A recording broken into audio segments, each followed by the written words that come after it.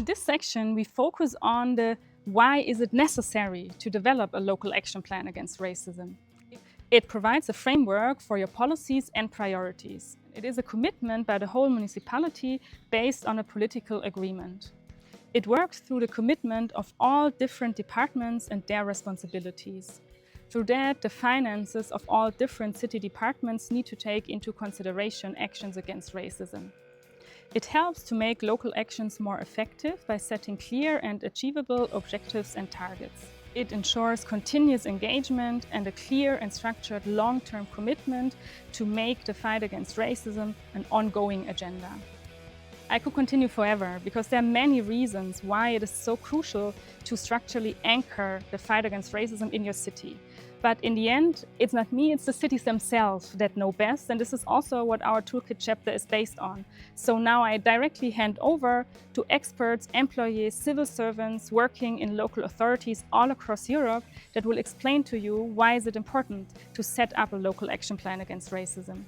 Los planes locales y, a ser posible, de una duración más larga que el mandato municipal son instrumentos básicos para guiar la estrategia de acción política de los servicios técnicos, pero también para ofrecer confianza a la ciudadanía sobre que el ayuntamiento, los municipios, el gobierno local conoce la problemática de discriminación, actúa y genera esos instrumentos para incluir y dar respuestas de garantía de derechos a todos los habitantes del municipio. Der Vorteil für eine Stadt, wenn sie sich für einen Aktionsplan gegen Rassismus einsetzt, ist sehr groß, nämlich dass man zeigt, dass wir als Stadt die Politik machen für die Bürgerinnen und Bürger, dass wir bereit sind, etwas zu tun gegen Rassismus, dass wir etwas tun gegen die Ungleichbehandlung von Menschen in dieser Stadt. Diese Aufgabe sollte nicht nur NGOs oder Organisationen und Vereinen oder Selbstvertreterinnen und Vertretern überlassen werden, sondern es ist Aufgabe einer kommunalen Regierung, es ist Aufgabe der Politik, sich darum zu kümmern, dass sich alle Menschen in einer Stadt wohlfühlen können und einfach ihren Lebensweg gehen können, ohne ständig auf Hürden, die auf Rassismus zurückzuführen sind, zu treten.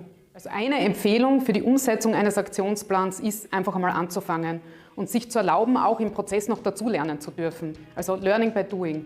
Jede Stadt funktioniert ein bisschen anders und man wird erst auf dem Weg merken, was funktioniert für unsere Stadt und was funktioniert weniger gut.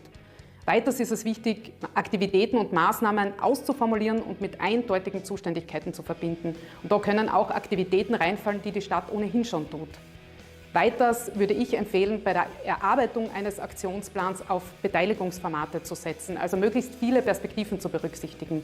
In der Stadt Graz wird der Aktionsplan unter Einbindung des Menschenrechtsbeirats und des Migrantinnenbeirats erarbeitet, unter Einbeziehung natürlich der Verwaltung, der Politik und von NGOs. These have only been some of the voices of the different cities that contributed to our Toolkit for Equality chapter on the implementation of local action plans against racism.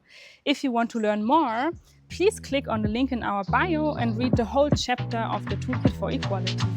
Bye!